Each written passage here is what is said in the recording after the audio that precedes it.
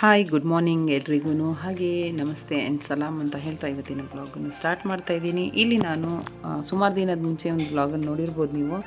ಈರುಳ್ಳಿ ಹಾಕಿದ್ದೆ ಇದರಲ್ಲಿ ನಾನು. ಇವತ್ತು ನಾನು ಅದರ ಎಲೆನ ಕಟ್ ಮಾಡ್ತಾಯಿದ್ದೀನಿ, ಪಲ್ಯ ಮಾಡೋಣ ಅಂತ ಹೇಳಿಬಿಟ್ಟು.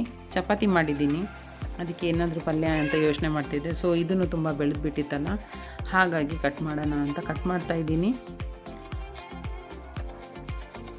ನೋಡಿ, ಮನೆಯಲ್ಲೇ ಇರೋ ತರಕಾರಿನ, ಅಂದರೆ ನಾವು ಮನೆಯಲ್ಲಿ ಇರೋ ನಮಗೆ ಅಡುಗೆ ಸಾಮಾನಲ್ಲೇ ನಾವು ತರಕಾರಿ ಎಲ್ಲ ಬೆಳೆಸ್ಬೋದು. ಈರುಳ್ಳಿ ಆಗಲಿ, ಬೆಳ್ಳುಳ್ಳಿ ಆಗಲಿ, ಟೊಮೊಟೊ ಆಗಲಿ, ಕೊತ್ತಂಬರಿ ಸೊಪ್ಪೆ ಆಗಲಿ, ಈ ಥರ ಎಲ್ಲ ನಾವು ಬೆಳೆಸ್ಬೋದು. ಸೊ ನಾನೆಲ್ಲ ಟ್ರೈ ಮಾಡಿದ್ದೀನಿ. ಓಕೆ, ಇವಾಗ ನಾನಿಲ್ಲಿ ಚಾಕು ಸಹಾಯದಿಂದ ಕಟ್ ಮಾಡ್ತಾಯಿದ್ದೀನಿ. ಅದರಲ್ಲಿ ಬಲ್ತಿರೋದು ಇದೆ. ಸೊ ಅದು ಬಲ್ತಿತ್ತು, ನಾನು ನೋಡಿಲ್ಲ, ಅಬ್ಸರ್ವ್ ಮಾಡಿಲ್ಲ. ನಾನು ಫಸ್ಟಿಗೆ ವಾಶ್ ಮಾಡ್ಕೊಳ್ತಾ ಇಲ್ಲ, ನೀರು ತುಂಬಿಡತ್ತೆ, ಆಮೇಲೆ ವಾಶ್ ಮಾಡ್ಕೊಳ್ತೀನಿ. ನಾನು ಈ ಥರ ಇಟ್ಕೊಂಡು ಕಟ್ ಮಾಡ್ತಾಯಿದ್ದೀನಿ. ನನಗೆ ಅದು ಕೈಗೆ ಸಿಗ್ತಾ ಇಲ್ಲ. ಸೊ ಅದಕ್ಕೆ ಯೋಚನೆ ಮಾಡ್ತಿದ್ದೆ ನಾನು. ಸುಮ್ಮನೆ ಇವಾಗ ನೆಕ್ಸ್ಟ್ ಕಟ್ ಮಾಡಿದ್ರೆ ಕತ್ರಿಯಲ್ಲೇ ಮಾಡಿಬಿಡೋಣ ಅಂತ ಹೇಳಿಬಿಟ್ಟು. ಅಂದರೆ ಬೆಸ್ಟ್ ಅನಿಸಿದ್ದು ನನಗೆ ಕತ್ರಿಯಲ್ಲೇ. ಸೊ ತುಂಬ ನೋಡ್ತಿರ್ಬೋದು, ಇಷ್ಟು ಸಿಕ್ಕಿದೆ ನನಗೆ. ಸುಮಾರು ಇಬ್ಬರು ತಿನ್ಬೋದು ನಾವು. ನನಗೂ ನಮ್ಮ ಮನೆಯವ್ರಿಗೆ ಸಾಕಿಷ್ಟು ಪಲ್ಯಕ್ಕೆ. ಯಾವಾಗಲೂ ಒಂದು ಸತಿ ಚಿಕ್ಕವಳಿದ್ದಾಗ ತಿಂದಿದ್ದೆ ನಾನು ಇದು. ಚಿಕ್ಕವಳಂದರೆ ನಾನೊಂದು 5th 4th ಓದ್ತಿದ್ದೆ, 4ನೇ ತರಗತಿನೋ 5ನೇ ತರಗತಿನೋ ಓದ್ತಿದ್ದೆ, ಆಗ ತಿಂದಿದ್ದೀನಿ. ಸೊ ಅದು ನಂತರ ನಾನು ಈಗಲೇ ತಿಂದಿದ್ದು. ಅವರು ಒಂಥರ ಮಾಡಿದರು, ಚೆನ್ನಾಗಿತ್ತು. ಸೊ ನಾನೀಗ ಡಿಫ್ರೆಂಟಾಗಿ ಮಾಡ್ತಾಯಿದ್ದೀನಿ. ನಾನು ವಾಶ್ ಮಾಡ್ಕೊಳ್ತಾ ಇರೋದು, ನಾನು ಈ ಜರಡಿಯಲ್ಲಿ ಹಾಕ್ಕೊಂಡಿದ್ದೀನಿ. ಜರಡಿಯಲ್ಲಿ ಸುಮ್ಮನೆ ನೀರು ಹಾಕಿಬಿಟ್ಟು ಕೈಯಲ್ಲಿ ಹಾಗೆ ಸುಮ್ಮನೆ ಅಲ್ಲಾಡಿಸ್ತೀನಿ. ಆಮೇಲೆ ಸ್ವಲ್ಪ ಹೊತ್ತು ಬಿಟ್ಟರೆ ಅದು ನೀರೆಲ್ಲ ಕೆಳಗೆ ಸ್ಟೋರ್ ಹೋಗುತ್ತೆ.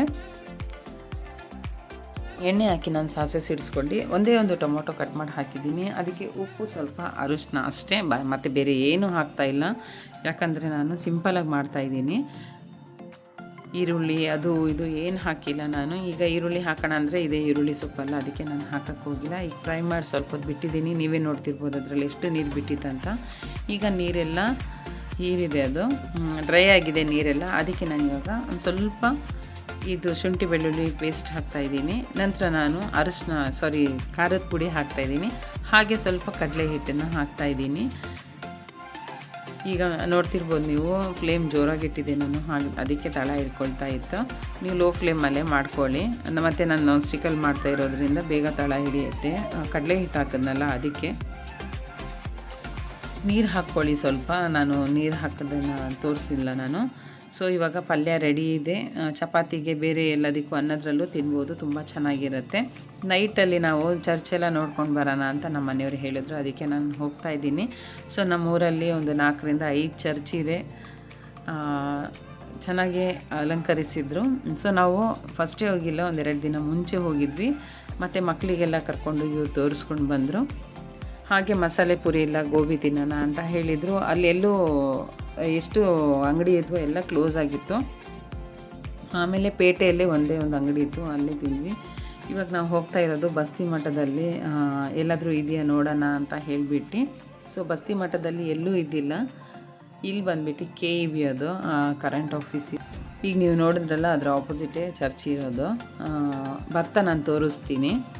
ಅದು ನಮ್ಮ ಪೇಟೆಯಲ್ಲಿರೋ ಚರ್ಚು ಇದು. ಇಲ್ಲಿ ನಮ್ಮ KEB ಇದೆಯಲ್ಲ, ಅದರ ಆಪೋಸಿಟ್ ಇರೋ ಚರ್ಚ್ ಇದು.